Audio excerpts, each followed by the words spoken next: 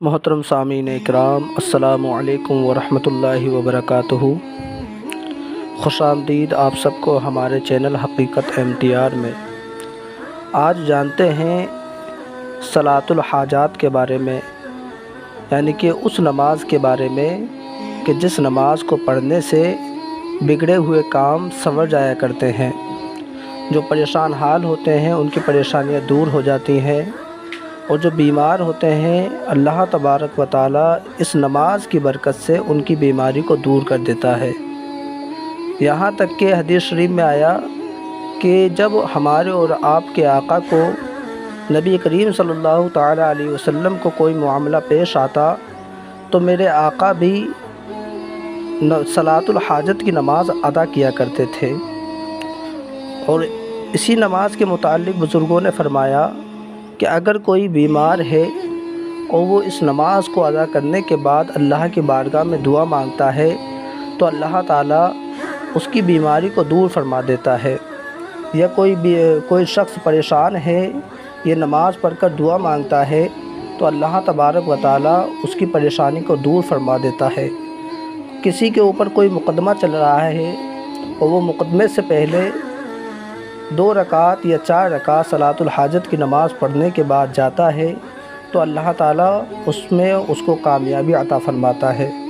تو اس نماز کی بہت ساری برکتیں ہیں۔ آج ہم اس نماز کے متعلق جانیں گے کہ اس کے پڑھنے کا طریقہ کیا ہے، اس کی نیت کیسے کی جاتی ہے، اس کا وقت کیا ہوتا ہے، یہ ساری باتیں انشاءاللہ تعالیٰ ہم جانیں گے۔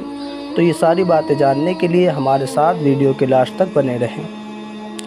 صلاۃ الحاجت کے بارے میں حدیث شریف میں آیا کہ یہ کم سے کم 2 رکعت ہیں اور زیادہ سے زیادہ 4 رکعت ہیں، یعنی کہ میرے آقا کو جب کوئی معاملہ پیش آتا تو میرے آقا یا تو 2 رکعت نماز ادا کرتے یا 4 رکعت نماز ادا کرتے۔ اب نماز پڑھنے کا طریقہ کیا ہے، اس کی نیت کیا ہے، اس کو بغور آپ سماعت فرمائیں۔ جب صلاۃ الحاجت کے لیے ہم کھڑے ہوتے ہیں تو سب سے پہلے ہم پاکی حاصل کر لیں۔ وضو وغیرہ سے فارغ ہونے کے بعد ہم جب نماز کے لیے کھڑے ہوں تو ہم نیت اس طرح باندھیں، نیت کی میں نے 2 رکعت نماز صلاۃ الحاجت کی، واسطے اللہ تعالیٰ کے منہ میں کعبہ شریف کی طرف اللہ اکبر۔ اور اگر آپ 4 رکعت پڑھنا چاہتے ہیں تو اس کی نیت بھی کچھ اس طرح باندھ سکتے ہیں، نیت کی میں نے 4 رکعت نماز نفل صلاۃ الحاجت کی، واسطے اللہ تعالیٰ کے منہ میں کعبہ شریف کی طرف اللہ اکبر۔ یہ اللہ اکبر کہنے کے بعد آپ اپنے دونوں ہاتھوں کو ناف کے نیچے باندھ لیں، اور ہاتھ باندھنے کے بعد سب سے پہلے ثنا پڑھیں۔ ثنا پڑھنے کے بعد اعوذ باللہ اور بسم اللہ پڑھیں۔ اس کے بعد میں سورہ فاتحہ پڑھیں، اور سورہ فاتحہ پڑھنے کے بعد آپ 3 مرتبہ آیت الکرسی کی تلاوت کریں۔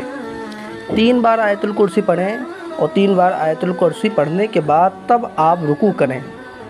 رکوع میں نماز کی طرح ہی 3 بار تسبیح بولنی ہے، سبحان ربی العظیم۔ رکوع کرنے کے بعد سجدے میں جاتے ہیں، سجدے میں 3 بار سبحان ربی الاعلیٰ۔ اس طریقے سے ہم کو پہلی رکعت مکمل کرنی ہے۔ دوسری رکعت میں جب ہم کھڑے ہوں گے تو سب سے پہلے بسم اللہ الرحمن الرحیم پڑھیں، اس کے بعد الحمد شریف پڑھیں، اور الحمد شریف پڑھنے کے بعد والی یہ 3 رکعتیں ہیں ان میں قل هو اللہ، قل اعوذ برب الفلق اور قل اعوذ برب الناس، تینوں رکعتوں میں ایک بار یہ تینوں صورتیں پڑھیں۔ اس طریقے سے ہم اپنی نماز کو، صلاۃ الحاجت کی نماز کو مکمل کریں۔ جب یہ نماز مکمل ہو جائے، سلام پھیر لیا جائے، اس کے بعد ہم دعاؤں کے لیے ہاتھ اٹھائیں، اور شروع اور آخر میں درود شریف پڑھنے کے بعد بیچ میں ہم دعا اس انداز میں مانگیں کہ جو ہماری حاجت ہے، جو پریشانی ہے، جس لیے ہم نے صلاۃ الحاجت کی نماز ادا کی ہے، ہم اسی کے متعلق اللہ تبارک و تعالیٰ کی بارگاہ میں دعا مانگیں۔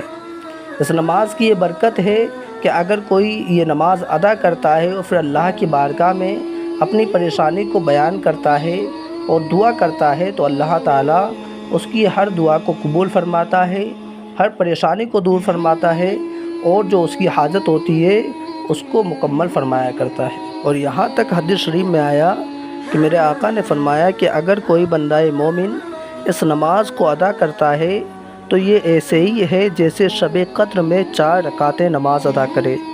اور مشائخ فرماتے ہیں کہ ہم نے یہ نماز پڑھی تو ہماری حاجتیں پوری ہوئیں۔